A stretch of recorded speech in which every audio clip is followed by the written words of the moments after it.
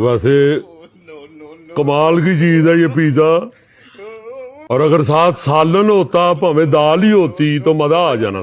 क्या कहने बाजी, वैसे साथ में थोड़ी पुदीने की चटनी भी होती ना बाजी तो स्वाद और बढ़ जाता। वैसे पुत्र इतना ज्यादा पिज्जा मंगवाने की क्या जरूरत, आया कितने का? 4 मंगवाया ना ये 4 है और ये 1.5 लीटर वाली बोतल 6,000 का आएगा।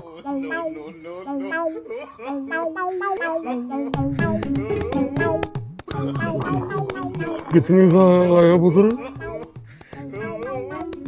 6 मुझे 6,000 का है जी। अब्बा जी ने अब 3 दिन कुछ नहीं खाना।